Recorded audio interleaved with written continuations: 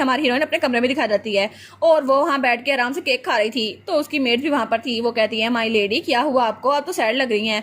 वो कहती है मैं पूरा दिन हो गया एक्सियोन से नहीं मिली। वो कहती है अच्छा, लेकिन वो तो क्राउडेड जगह पे जाता ही नहीं है। तो वो कहती है क्या, लेकिन इतनी देर हो गई मुझे मिला क्यों नहीं। तो उसकी दूसरी मेट कहती है शायद वो आपको अवॉइड कर रहा हो। तो वो कहती है हैं वो मुझे अवॉइड कर रहा है, तो इसका मतलब है वो अपनी बेस्ट कर रहा है कि मुझसे ना मिले। लेकिन वो सोचती है क्या मेरे एक्शन बैकफायर हो गए, मैं तो उसके साथ दोस्ती करना चाहती थी ताकि मैं मरूं नहीं, लेकिन मुझे लगता है मेरी पेनल्टी होके रहेगी और वो मेरा इंतजार नहीं करेगी। तब वो वहाँ केक भी रख देती है। वो कहती है फाइन, ऐसा है तो फिर ऐसा ही सही, अगर मैं एक्सियोन की जगह होती तो शायद मैं भी ऐसा ही करती। और वो सोचती है उसने पहले कहा था तुम्हारे पास मैजिक एनर्जी नहीं है, तो शायद वो मुझसे इसलिए नफरत करता है क्योंकि मेरे पास मैजिक है ही नहीं। तो तब अपनी मेट्स को बुलाती है। तो उसकी मेट्स कहती है जी, वो कहती है आखिर ये मैजिक एनर्जी होती किस तरह की है। तो उसकी मेट कहती है माई लेडी, वो कहती है जी जी सबके पास है फैमिली में ये एनर्जी, लेकिन मेरे पास नहीं है, पता नहीं होती कैसे है, लेकिन मेरे पास क्यों नहीं है। तो तब उसकी मेट कहती है जहां तक मुझे पता है ये एनर्जी ये तो जनरेशन से पास होती आ रही है ना, और अभी तक आपके तीनों भाइयों के पास ये एनर्जी है, और ये आर्च मेजिस के माना और नाइट्स के ऑरा से बिल्कुल डिफरेंट है। ये एनर्जी ये तो स्पेशल है, बहुत ज्यादा स्पेशल। तो वो सोचती है स्पेशल, लेकिन ये पावर तो वो है ना जिससे लोग बहुत ज्यादा नफरत करते हैं, है ना, और ये तो ब्लैक हो रहा है ना। और वो सोचती है अरे हाँ मैंने फैंटेसी नॉवेल्स में ऐसे ही पढ़ा था, ये पावर तो डेविल की है ना। तो उसकी मेट्स कहती है नहीं नहीं डेविल की पावर नहीं है, ये सिर्फ एक रूमर है, लेकिन आपको इस पर भी यकीन नहीं करना चाहिए। तो एक मेट कहती है लेकिन नैन्सी ने कहा था कि जब उन्होंने पहली बार ये पावर देखी तो वो चल ही नहीं सकी, इतनी सारा खतरनाक थी ये पावर। तो हमारी कहती है अच्छा लेकिन क्या मैं इसको यूज नहीं कर सकती। वो दोनों कहती हैं क्या। तो हमारी कहती है मैंने इसको कई बार देखा तो हुआ है, लेकिन मुझे लगता है कि ये ब्लैक ऑरा बहुत ज्यादा खूबसूरत है, और वो ब्लैक मैजिक एनर्जी वो तो बहुत ज्यादा डार्क है और बहुत ज्यादा ओवरवेलमिंग। जब मेरे भाई ने मुझ पर अटैक किया था तो मुझे बहुत ज्यादा डर लग रहा था, लेकिन ये नेचुरल फीलिंग थी, है ना, और इसके अलावा मैं भूल ही नहीं सकती। और उस वक्त तो मैं इतनी ज्यादा मेस्मराइज हो गई थी कि मैं सांस लेना ही भूल गई, और वहां पे सिर्फ अंधेरा ही अंधेरा था और कुछ भी नजर नहीं आ रहा था, लेकिन वो डार्कनेस बहुत ज्यादा खूबसूरत थी। तो तब उसकी मिर्च को देखती है तो वो कहती है वो तो बिल्कुल नाइट की तरह वार्म थी, जैसे नाइट वार्म होती है ना, और अपनी आंखें बंद करो तो बाकी सब कुछ तुम्हें कुछ नजर नहीं आता, वो बहुत ज्यादा खूबसूरत थी इसलिए। तो उसकी मिर्च कहती है माई लेडी, और तभी खिड़की के बाहर कोई खड़ा हुआ था। वो कहता है वाह नाइट, है ना, क्या सच में ऐसा ही है, तुम्हें भी ऐसा ही लगता है। और तब दरख्त में तीसरे नंबर वाला भाई बैठा हुआ था एक्सियोन, और दूसरे नंबर वाला भाई खिड़की के बाहर खड़ा था। तो वो उसकी तरफ देखता है तो एक्सियोन बिल्कुल खामोश था, वो कुछ नहीं बोलता। वो कहता है हालांकि तुमने पिलर भी तोड़ दिया, लेकिन फिर भी तुम उसकी पर्सनैलिटी से नजरें नहीं चुरा सकते, हैं ना, वो क्यूट है ना हमारी बहन, और तुम भी उसके साथ खेलना चाहते हो, और उसने कहा था कि तुम उसे बुली ना करो और तुम उसके साथ खेलो, ये बड़ा मजा आएगा। लेकिन तब वो दरख्त से नीचे उतरता है और वो सोचता है शायद वो मुझे सिर्फ तंग करने की ये सब कुछ कर रही है, और उसने कहा कि मेरी पावर वो बिल्कुल नाइट की तरह वार्म है, लेकिन शायद वो सिर्फ मेरा मजाक उड़ाने की कोशिश कर रही है। और तब वो हंसने लगता है। तो उसका भाई उसको बुलाता है तो वो कहता है मुझे तुम्हारी बात पे बिल्कुल यकीन नहीं है, तुम और तुम्हारी बहन दोनों झूठे हो, उसको ऐसा कैसे लग सकता है कि मेरी पावर ये बिल्कुल नाइट की तरह वार्म होगी। और उसके बाद सीन चेंज होता है और हमें अगले दिन का सीन दिखाया जाता है, और तब वहां पर एडवाइजर खड़े हुए थे। वो कहते हैं सच में ये तो वही स्टेट है ना, यही माना स्टोन की केव जो हमारी यंग लेडी ने मार्को से चुराई थी। नहीं नहीं मेरा मतलब है उनसे ली थी। तो बाकी कहते हैं जी जी बिल्कुल ये हमारी यंग लेडी ने किया है। और वहां पे वो रेड बालों वाला आदमी भी खड़ा था जो कहता है जी बिल्कुल मैं उस वक्त वहीं पर था जब वो मार्केट की स्टेट पे गई थी, मैंने खुद इसको देखा था, और वो तो बड़ा खुश लग रहा था कि उसने लुलू के एक्शन को देखा था। तो तब हमारी हीरोइन भी अपने डैड के पास बैठी हुई थी और सब लोग हमारी हीरोइन की तारीफें किए जा रहे थे कि उन्होंने माना स्टोन की माइन उनसे ले ली, लेकिन हमारी सोचती है मेरी वेल्थ कभी खत्म नहीं होगी, ये वाला क्वेस्ट मुझे मिला था, इसका मतलब है कि मैं माना स्टोन को मैनेज कर सकती हूँ। तो वो कहती है फादर क्या मैं इस माना स्टोन को खुद मैनेज कर सकती हूँ। तो उसके एडवाइजर कहती है क्या, लेकिन लेडी आप तो बहुत ज्यादा छोटी हैं, आप इसको मैनेज नहीं कर सकती, और फाइनेंस के बारे में तो आप कुछ नहीं पता, अगर इससे पैसे जाया हो गए तो ड्यूक कहता है मुझे फर्क नहीं पड़ता। और तब हमारी हीरोइन उसकी तरफ देखती है तो वो चमक रहा था। वो कहता है मुझे फर्क नहीं पड़ता, मेरे पास काफी ज्यादा पैसे हैं, अगर मेरी बेटी इसको जाया करना चाहती है तो जाया करे, मुझे कोई प्रॉब्लम नहीं है।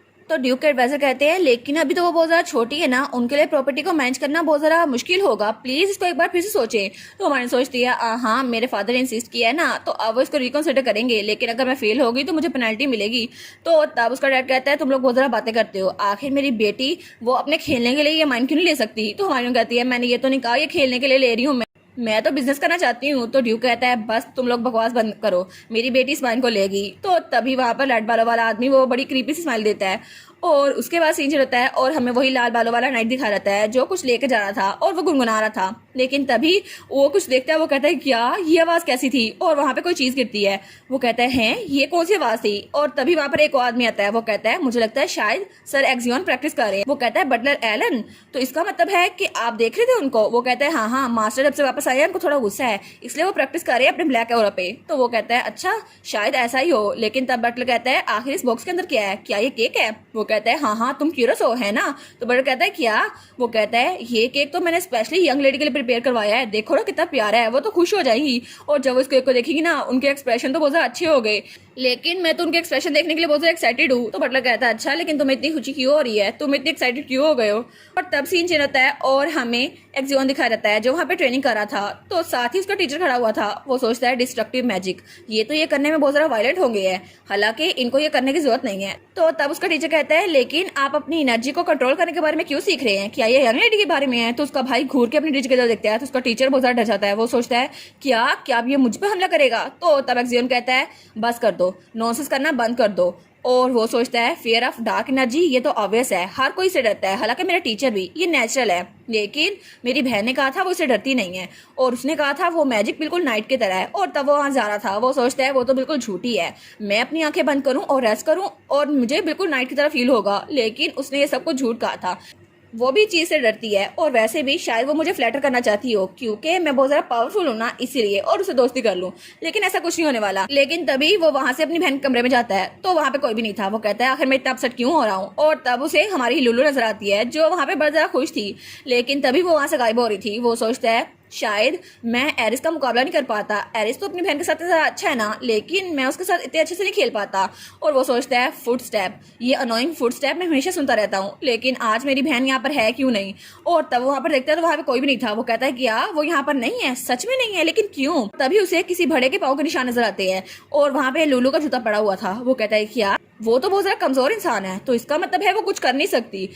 और जैसा मैं सोच रहा हूँ क्या ये ऐसा ही तो नहीं, कहीं लुलू वो किडनैप तो नहीं हो गई। और तब वो कहता है ठीक है मुझे उसे ढूंढना ही होगा। और तब वो कहता है मुझे उसे ढूंढना ही होगा, कुछ भी करके ढूंढना ही होगा। और अपना ब्लैक ऑरा यूज करता है और हर कहीं वो उसको ढूंढ रहा था लेकिन वो उसको कहीं नहीं मिल रही थी। और दूसरी तरफ लुलू, उसको तो किसी ने सच में किडनैप कर लिया था और वो तो बहुत ज्यादा रो रही थी। लेकिन तभी उसका भाई उसको ढूंढ लेता है। वो कहता है मैंने तुम्हें ढूंढ लिया।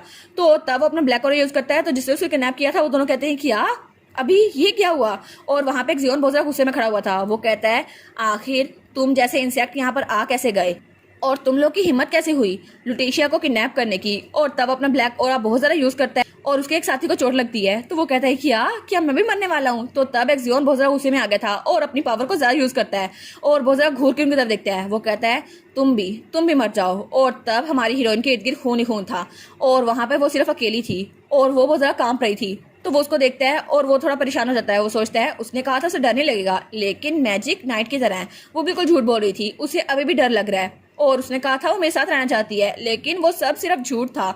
अब तो वो भी मुझसे डर रही है, अब वो दोबारा कभी भी मुझसे बात नहीं करेगी। और तब वो लुटीशिया को देखता है जो वहीं जमीन पे बैठी हुई थी। वो सोचता है वो सिर्फ एक झूठ था है ना, उसने कहा था उसे डर नहीं लगता और मुझे लगा था शायद वो मेरी पावर को समझती है और उसने स्माइल के साथ ये सब कुछ कहा था। लेकिन तभी लुटीशिया उसकी तरफ हाथ बढ़ाती है और उसके कपड़ों पे और उसके हाथ में खून लगा हुआ था।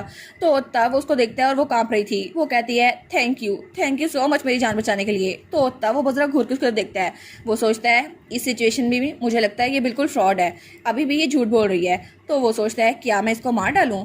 तो तब उसे कहता है क्या ये स्केरी है। वो उसके तरफ देखती है और वो कहती है हाँ ये बहुत ज़्यादा स्केरी था। और वो रोते हुए कहती है ये तो बहुत ज़्यादा डरावना था और तुम तो बहुत ज़्यादा बुरे हो, तुम पहले क्यों नहीं आए, मैं बहुत ज़्यादा डर गई थी। और तब उसने उसको गले लगा लिया था। वो कहती है क्यों तुम पहले क्यों नहीं आए। तो तब वो सोचता है शायद वो मुझ पर डिपेंड हो रही है अपने भाई पे है ना। तो तब वो भी नीचे होकर बैठ जाता है। वो कहता है ये सच है कि वो चाहती थी मैं उसकी हेल्प के लिए आऊँ और मैं उसकी हेल्प के लिए आया हूँ। तो तब उसको जोर से गले लगा लेती है। वो कहता है क्या। वो कहती है कितना वाम है ना। और ज्यादा हिचकियों से रो रही थी। और तब वो भी अपना हाथ बढ़ाता है और वो सोचता है अगर ये और रोती रही तो मुझे लगता है मेरा सारा गुस्सा इसके आंसुओं के साथ बह जाएगा। और तब वो भी उसको अच्छे से गले लगा लेता है। तो वो सोचता है ठीक है, हालांकि मैं तुम्हें शुरू से पसंद नहीं करता और तुम बहुत ज्यादा कमजोर हो, लेकिन फिर भी तुम्हारे बड़े भाई होने के नाते मैं तुम्हें प्रोटेक्ट करूंगा हर हाल में।